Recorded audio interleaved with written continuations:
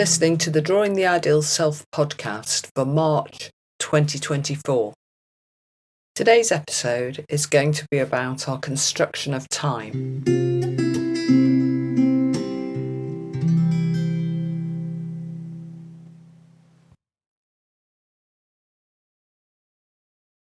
Over the past 2 or 3 months, I've listened to about 3 or 4 things on the radio that were about time and whether we can perceive it, what we have to say about it.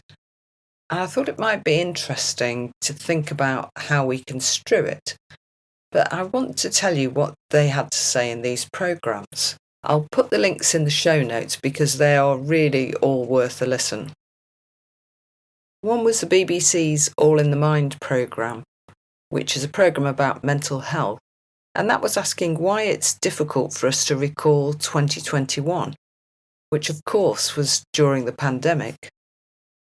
Another one was called A Sense of Time, and it was asking whether we can actually learn to sense time if we find that very difficult. And it features a woman called Marie who doesn't have a sense of time at all and wanted to know whether it'd be possible for her to learn it. And then there's another one, which is whether or not we do have a sense of time. And that's about the connections between body signals and time perception. So what I've done is listen to all of these and try to pull together the main points overall. And I'll put the details for you to follow up and listen to those yourselves.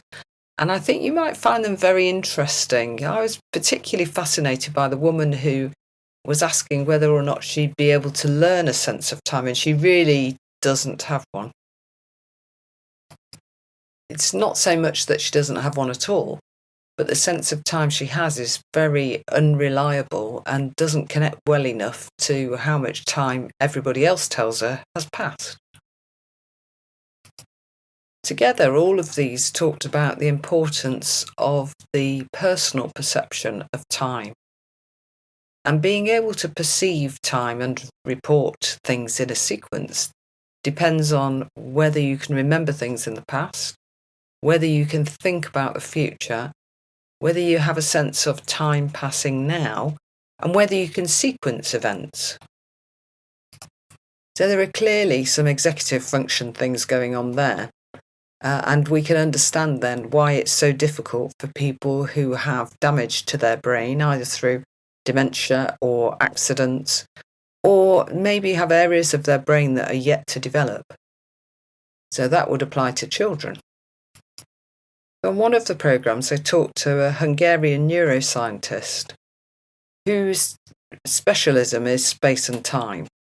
And he said, we made up the term time to contrast ourselves with the vastness of the universe, and that we have a societal agreement about what time is and how it is measured. So we made up the units that we use for measurement. And our kind of study of time became scientific once we started being able to measure it. He says space and time are the crutches of human thinking. If you take them away, our communication system collapses. He makes the point that children are not born with a sense of time, but it's something that they learn from the society they live in. And we all infer time rather than actually perceive time itself. Another thing that came up in these programmes was the importance of memory and of sensations of feeling time passing at the moment. So our body sends signals to the brain, which we use to perceive the time duration.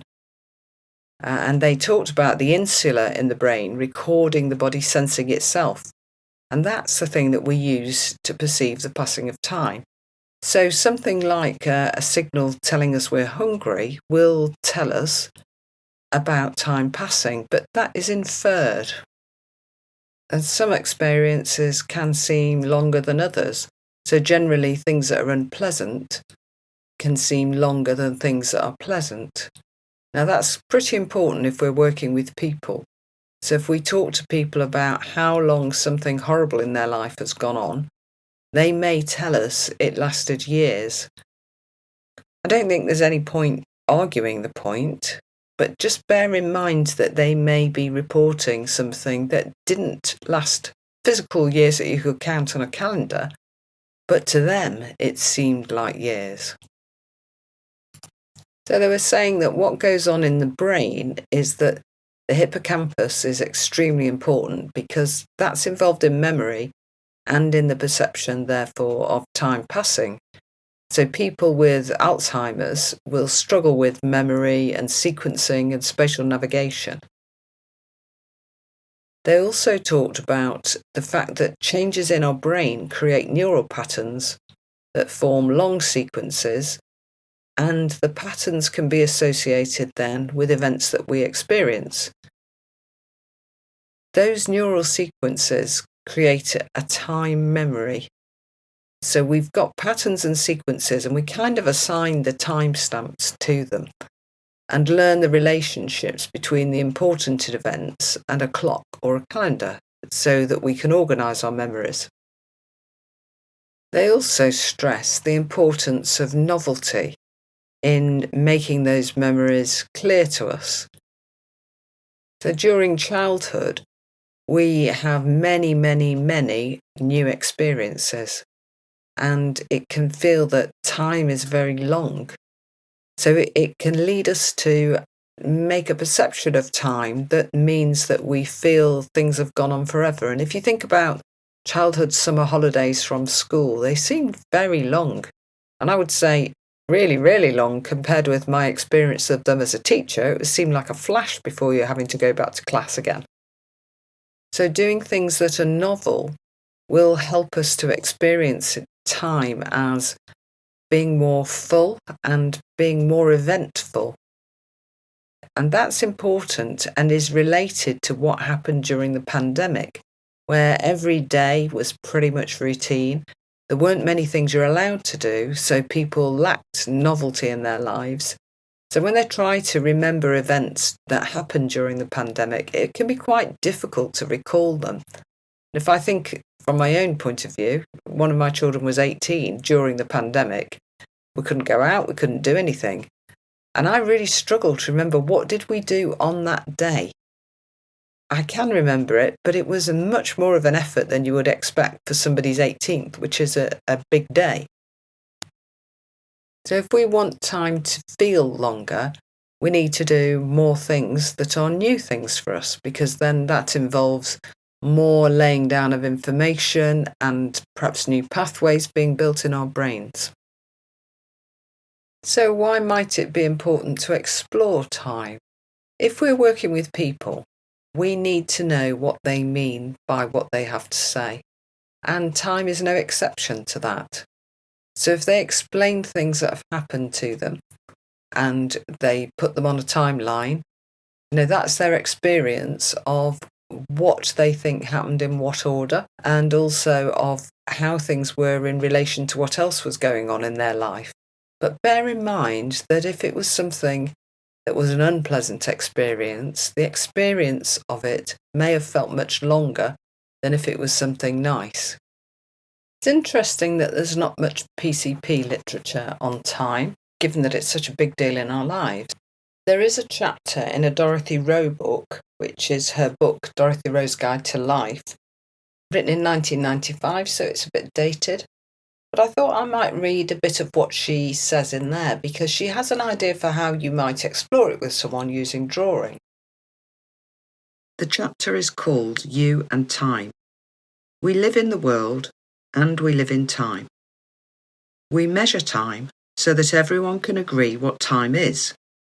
Yet each of us has our own individual experience of time. How do you picture yourself and time? This is a question I asked a number of people when I was researching for my book, Time on Our Side. In asking this question, I discovered that my picture of time and me had changed over the years. I used to see time as a wind blowing past me, but now it is a moving walkway. The picture I see now is that time is like one of those moving walkways found in large airports. However, my time walkway is infinitely long, and moves from the past into the future. When as a tiny child I woke to self-awareness, I discovered myself on this walkway. I walked along the walkway, and for my first 3 decades, time and I kept pace with one another. But then, though my pace remained the same, the walkway got faster and faster. Now the past lengthens behind me far beyond the point where I joined the walkway. But ahead the walkway disappears into a mist which is coming closer and closer. I can see a relationship between this image and how I feel about my life right now. For instance, I recently read in my favourite paper, The Guardian, that Rupert Murdoch was reported to have said that in 10 or 20 years' time, there would only be 3 national newspapers: The Sun, The Times, and the Daily Mail. 10 years ago, such a remark would have enraged me. But now my immediate thought was, I won't be here to see that. The people I asked to draw a picture of their relationship to time were people I knew well. I found that I could easily see a relationship between their picture and their lives. My friend John, a very successful businessman, drew a series of mountain ranges and above them a line of clocks disappearing off into the distance. He drew himself running up the side of the first mountain, and in keeping with the confidence he has in his ability to surmount difficulties, his figure is larger than the mountains. During a summer vacation, David at 14 drew an hourglass in the centre of his picture. From bottom left to top right, time was traversed by yellow suns and yellow cloud, representing summer vacations. To the top left and bottom right were 2 heavy, black, august buildings representing school. Beyond each of these were the promises of the future, a mortarboard and a diploma, each emitting rays of golden light. David explained that he was caught in the school cycle. This vacation is too short, and I'm not looking forward to another year of high school. David's picture presents time as both a circle and a line into the future. Those of us who grew up in industrialised countries are used to time being presented in a linear fashion, along with the idea of progress, a way of interpreting life which became popular only during the Industrial Revolution. Before then, life was not seen in terms of progress, except insofar as the good could see themselves progressing to heaven and the wicked to hell. Ordinary life was dominated by the recurring round of the seasons. In societies where each generation lived a life much the same as all the successive generations, time was circular. The Balinese saw a grandson as being the reincarnation of his dead grandfather. Our experience of time is very curious. When we're enjoying ourselves, time goes quickly. When we're bored, it drags. As we get older, time goes faster and faster. We talk about space and time as if they are equal attributes of our world. Yet we can go back and forth in space, but not in time. We cannot revisit our yesterdays. If we turn to physics to find out what time really is, we get confusing answers. In what physicists call their classical theories, time as a one-way path disappears. And in space-time, the events of the universe are laid out. The theories work equally well with time going forwards or backwards. However, in the second law of thermodynamics, which is about how things wear out, time accords with our experience. Time goes only one way. Heat always flows from the hot water bottle to the cold sheets, not from the sheets, making them colder and the water bottle hotter. For many years, philosophers argued about the nature of time, but now it is seen that our sense of time is neither a necessary condition of our experience as Kant thought, nor a simple sensation, as Mach believed, but an intellectual construction. What we know as time is an interpretation, just like everything else we experience. So you could have a try with her technique, drawing a picture to represent your experience of time. That might be quite interesting to do as a family as well, particularly if you wanted to explore particular times of the day. So if you had a teenager and a parent exploring, say, the hour before they have to go out of the house to go to school, it might have quite a different sense to a teenager than it does to a parent. And it would be interesting to see what they drew for that. You could get a whole family to do it and then to compare their pictures and to, in the process of doing that, to help each other to understand something different about themselves in terms of how they experience their lives and time within it. Inevitably, any exploration like that is going to lead to further questions and the exploration of constructs and contrast poles. There may be some laddering or pyramiding to explore further, or picking up on individual constructs that come up and exploring those. So whatever happens, you will end up with a nice, rich experience that you can draw constructs from to go further with any individual within a family group. In my experience, time leads to a lot of conflict in family situations, with different perceptions being a real problem. So it is worth exploring that.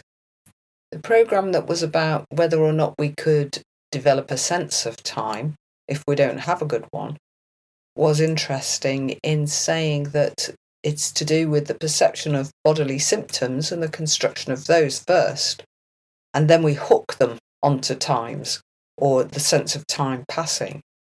But if you're somebody who doesn't really notice your bodily functions, you don't know if you're hungry, you don't know if you're cold when you've been outside for an hour, things like that become very difficult, and you can see why it can be quite an issue in people who are neurodivergent, that time doesn't necessarily tally with other people's experience of time. It may be helpful to help people to understand that their experience is individual and that they don't perceive time passing for every event in the same way. So if you were talking to somebody about activities they enjoyed and didn't enjoy, you could get them to draw a line for how long that activity felt to them. And you could do that for a number of different things. That might be quite useful if you're working with, say, children who are young and feel that they have to stay in a lesson that's unbearable for a very long time, or in a place that's unbearable. So understanding their idea of how long that seemed to be, and maybe instead of using hours on a clock, to use other experiences to compare it with. So how long was maths compared with football? You could also think about how you might use timelines when you want people to put certain events on them. So it might be more helpful to have a timeline as a sort of wiggly line, a bit like the shape of a worm or a snake. So it's bending round and curving back on itself, rather than it's a straight line, because I think there might be a temptation, if you have a straight line, for people to divide it up into kind of equal amounts per year or per month or whatever. Whereas if you have a curving line, you might be able to get them to expand on that and ask them to put things on it, and then think about how much space there is between those things. And just notice whether things are more spaced apart when they're nice or when they're horrible events. Whether some of the horrible events seem to have gone on for a very long time, and that it seems, that a year of horrible events seems longer than a year of good events.